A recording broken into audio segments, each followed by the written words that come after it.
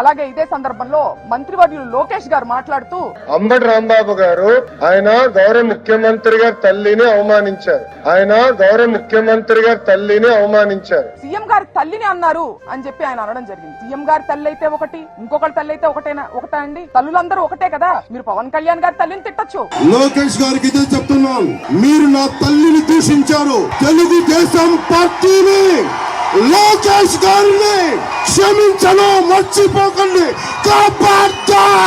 ముద్రగడ గారి ఇంట్లో ఉన్నటువంటి మహిళల మీద దాడి చేసి వాళ్ళని లకారాలతో మీరు తిట్టచ్చు. ఇవాళ అంబటి రాంబాబు గారి ఇంట్లో మహిళలమైన మా మీద దాడి చేసి మమ్మల్ని తిట్టచ్చు. అలాగే నల్లపురెడ్డి ప్రసన్న కుమార్ రెడ్డి గారి ఇంటి మీద మీరు దాడి చేసి వాళ్ళ ఇంట్లో 90 ఏళ్ల వయసు ఉన్నటువంటి తల్లి గారి మీద దాడి చేసే ప్రయత్నం మీరు చేయొచ్చు. జోగి రమేష్ గారి ఇంట్లో మహిళలు లేరా అండి? ఆ ఇంటి మీద కూడా మీరు దాడి చేయొచ్చు. దీన్ని ఖండించాల్సినటువంటి అవసరం మీకు లేదా? మీరు ప్రతిపక్షంలో ఉండంగా గౌరవ ముఖ్యమంత్రి, అప్పటి గౌరవ ముఖ్యమంత్రి జగన్మోహన్ రెడ్డి గారి మీద